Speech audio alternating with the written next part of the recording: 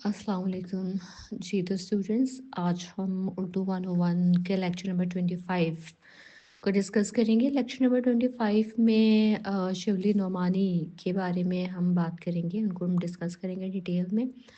ठीक है, शिवली नोमानी एक इम्पॉर्टेंट टॉपिक हो सकता है एग्ज़ाम्स के हवाले से। फाइनल टर्म एग्ज़ाम्स की हम बात कर रहे हैं इस वक्त। ठीक है, तो शुरू करते हैं। शिबली नोमानी जो हैं वो उर्दू अदब के अजीम मुसन्निफ़, मुहक्किक, शायर और इस्लामी तारीख़ के मोतबर आलिम थे। वो 3 जून 1857 को आज़मगढ़ के करीब एक कस्बे बंदोल में पैदा हुए। शिबली नोमानी ने अपनी ज़िंदगी इस्लामी तालीमात के फ़रोग़, उर्दू अदब की तरोीज और इल्मी तहक़ीक़ के लिए वक़्फ़ की थी। इनके इल्मी काम ने न सिर्फ उर्दू अदब में बल्कि इस्लामी दुनिया में भी इनके नाम को दवाम बख्शा। शिबली नोमानी ने इस्लामी तारीख़, अदब और फ़लसफ़ा में गैर मामूली काम किया। इनकी तसानीफ़ में सीरत नबी, अल-मामून और अल-फ़ारूक शामिल हैं, जो इस्लामी तारीख़ के मुताले के लिए अहम माख़ज़ समझी जाती हैं। इनके अंदाज़ तहरीर में फ़िक्री गहराई, तारीख़ी हक़ाइक़ की तहक़ीक़ और अदबियत का हसीन इम्तज़ाज नज़र आता है। शिबली नोमानी ने अलीगढ़ की तहरीक से भी गहरा ताल्लुक़ रखा और सर सैयद अहमद ख़ान के साथ ही रहे। उन्होंने मुसलमानों की तालीमी और फ़िक्री इस्लाह के लिए नुमायाँ ख़िदमात अंजाम दी। बाद में उन्होंने नदवतुल उलमा लखनऊ में भी अहम किरदार अदा किया, जहाँ इस्लामी उलूम की तालीम और तरबियत पर ख़ुसूसी तवज्जो दी गई। मौलाना रूम और उनकी इख़लाक़ व आदात। मौलाना शिबली नोमानी ने मौलाना जलालुद्दीन रूमी को अपनी फ़िक्री ज़िंदगी में एक रूहानी उस्ताद और रहनुमा की हैसियत दी। शिबली ने मौलाना रूम की शायरी, उनके फ़लसफ़े और उनके तसव्वुफ़ पर गहरी तहक़ीक़ की। शिबली ने मौलाना रूम के उन्वान से एक किताब भी लिखी, जिसमें मौलाना रूमी की शख्सियत, उनके अखलाक, आदात और इनके फ़िक्री और रूहानी पहलुओं पर रोशनी डाली।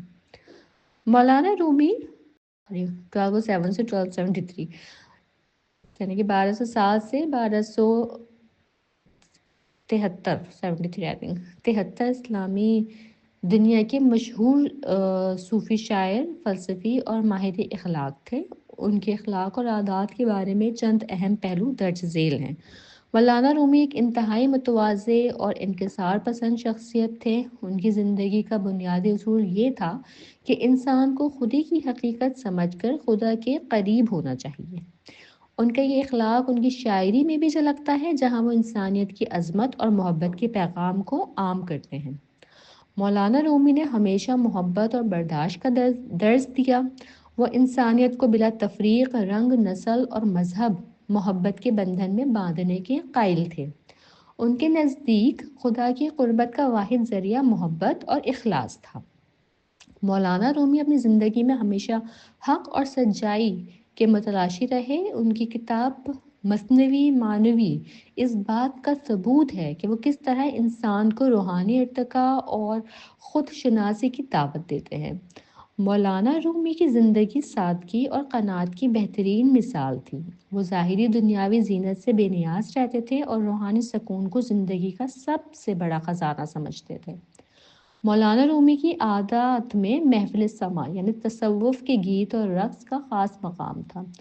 वो इसे रूहानियत की तरफ सफ़र का एक ज़रिया समझते थे। मौलाना रूमी हमेशा लोगों की तालीम और तरबियत देने के ख्वाहिशमंद थे। उनकी शायरी और गुफ्तगू लोगों की फ़िक्री और रूहानी रहनुमाई करती थी। शिबली का मौलाना रूम से असर कबूल करना। मौलाना शिबली नोमानी ने मौलाना रूमी की तालीमात को उर्दू अदब में मुतारिफ़ कराने की कोशिश की। उनके नज़दीक मौलाना रूम की तालीमात इस्लामी तसव्वुफ़ और अखलाकियात की अजीम मीरास हैं। शिबली ने मौलाना रूम को एक मिसाली शख्सियत के तौर पर पेश किया, जो रूहानी बुलंदियों और इखलाकी अज़मत और इंसानी मोहब्बत का कामिल नमूना थे। हुर्फ़ आखिर यह है कि शिबली नोमानी की अमली ख़िदमात और मौलाना रूमी की शख्सियत और तालीमात दोनों उर्दू अदब और इस्लामी तारीख़ के लिए मशअल राह हैं। शिबली ने मौलाना रूमी की तालीमात को अपने इल्मी काम में शामिल करके एक अजीम कारनामा अंजाम दिया। ان کی تحریریں آج بھی مولانا رومی کے پیغام محبت و اخلاص کو زندہ رکھے ہوئے ہیں۔ اس کے ساتھ ہی جو ہے ہمارا یہ لیکچر نمبر 25 جو کہ مولانا شبلی نعمانی کے حوالے سے تھا، یہ مکمل ہوتا ہے، ٹھیک ہے۔ اور اس میں جو ان کی بکس کا ذکر کیا ہوا ہے، سیرت النبی، المامون، الفاروق، ان کے نام آپ ضرور یاد کیجیے گا۔